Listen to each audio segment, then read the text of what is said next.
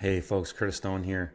Today we're carrying on our series of reviewing all the provinces and states of North America and putting them through the lens and context of homesteading and what would make good places in the state candidates for homesteading and places that you should avoid and kind of everything in between. So today we're going to look at a state that probably very few in the United States consider homesteading in, and that's Delaware. Delaware is, one of these small states that's in and around Washington, D.C., where there's actually all kinds of tax loopholes. I know that about Delaware because I've looked at setting up companies in Delaware, and I know that a lot of politicians, big rich crony politicians, have state addresses in Delaware. I don't think that's anything that controversial, but it's not typically the state you go for homesteading because it's very small, it's very expensive, and there's not a ton of available land. Unlike, last week we looked at Alabama. There's tons of rural land. It's wide open. Look at Delaware. Where's rural? And rural is where I focus on with homesteading. I specifically focus on rural, mostly because it's more free. There's less stuff. There's less space. There's more space available. I've always said, or for a long time in these video series, I've said it many times, is that there's a direct correlation between the amount of concrete in a place and the amount of tyranny in a place. And that comes down to government infrastructure, and government uses concrete. Other people use concrete too. That's not the point. It's that all the highways and byways and bridges and buildings and, Parliament and City Hall and all these places, it's all concrete, and it's all money. And where the money flows, the policy goes. So areas that are super concentrated concrete, Washington, D.C., absolute regulation, absolute madness with how trying to get freedom as you're dealing with a big corporate state. So the more trees and less concrete roads you have around, generally speaking, the more free the place is. And that even goes for California, or New York, some of the places that people just assume are the most regulated. But you get out into the rural areas and there's just a lot less regulation because there's a lot less people and there's a lot less bodies, bureaucrats to manage all that regulation. So it's a fairly simple thing to understand. But Delaware is not that place, typically speaking. I'm sure you'll find lots of millionaires out here that have tucked away homesteads, and not homesteads. I don't think guys like Joe Biden are collecting eggs from their egg-laying chickens in the morning.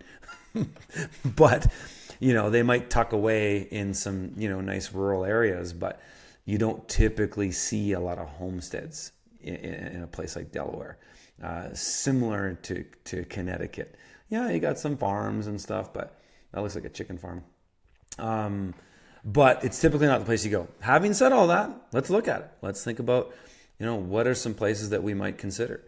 Delaware's beautiful. I mean, geez, you get some of these Indian summers in the fall on the Atlantic, and you're going to the beach in late October. That can happen. But you do get a winter. It is a boreal climate. You do get snow and you get a winter. It's not tropical, but it is a fairly warmer, more temperate part of that type of climate.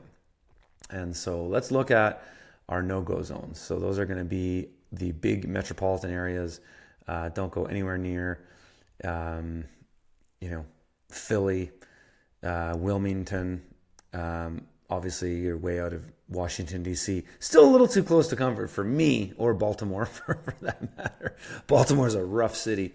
I generally do everything I can to avoid that airport or Baltimore in general. But, we've got Dover, which is a fairly decent sized city. It's not a huge metropolitan city, but it's fairly good size.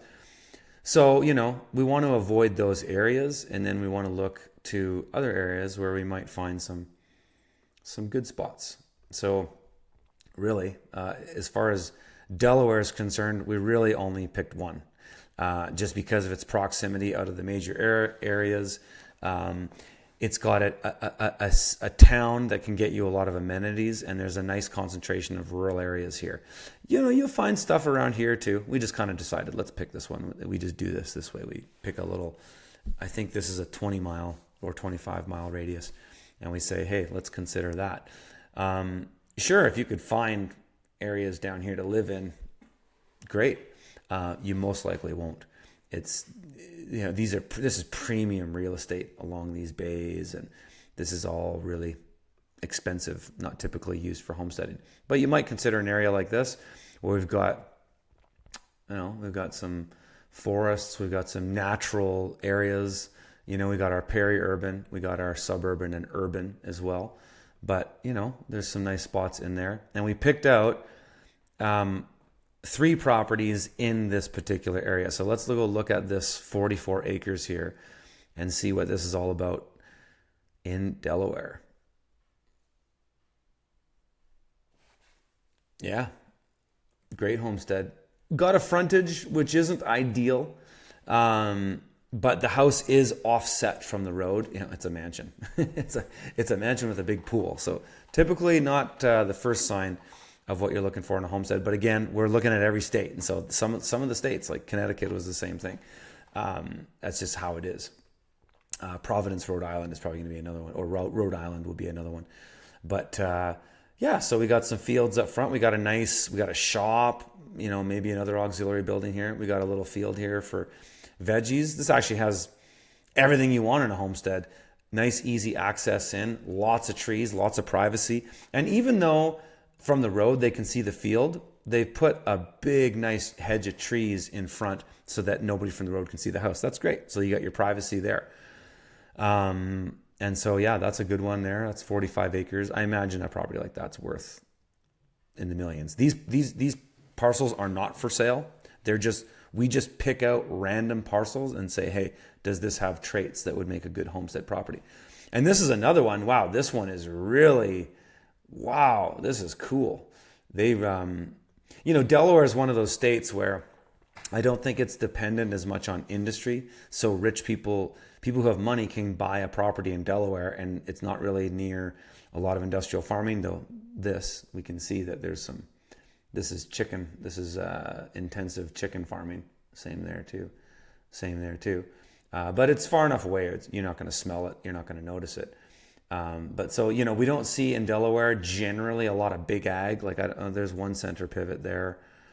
A lot of this is just silage farming, hay crops, fairly benign agriculture. It's not like Nebraska or upper half of Missouri or Iowa or Illinois, where it's just big ag, big farming, big center pivots, pesticides, fertilizers, you name it. There's not as much of that out here. And so you can get these pockets where, wow, look at that. It's just all trees. You got a pond in there. If you were to develop your inner homestead here, you just do it all right here. Incredible. You got access coming in. That's amazing. And then here's 5 acres of what you might find in Delaware. That's cool. So you got an easement access in, and then, wow, this is a cool little 5 acres. Look at that. You got everything you need there. Don't have a pond. Oh, no, you do. That looks like a pond right there. Good access in. You got fields. You got a house. Who knows what kind of condition it's in. But this is more or less a turnkey homestead. It's 5 acres. It's not a ton, but you're surrounded by trees. So if you only need 5 acres to do all your homesteading, which on this one you totally can, you can enjoy all that stuff. You could walk out in that forest and pick some mushrooms and maybe pull down the odd snag tree that was dangerous that you could use for firewood. Maybe. Not telling you you should, but maybe you could. Maybe you could talk to your neighbors about that, and maybe they'll let you do that. But we're close to a community church, so that might be, one thing for you. Look at that. There's a couple center pivots. So there's some semi-industrial agriculture happening there. Yeah, that's the center pivot. You see that? So that's not great. However, you're not on it. You're not going to see it. It's not going to directly affect you, but it is kind of close. So that's one thing to consider. But yeah, that's the state of Delaware, folks. I mean, yeah, it's not the best homesteading state, but there's some food for thought. if you're thinking about setting up there. If you guys liked that video, smash the like. Let me know where you want me to go next in the comments, and check out a video that I've got. There's a link into it in the show notes here that'll show you how to use some of these tools that I use in Google Earth and how you can do some of this stuff yourself. And if you can use this tool, you can save yourself a ton of time on the front end of visiting homesteads. So that'll give you some more stuff to help you along the way. All right, folks, have a great day. We'll see you in the next one.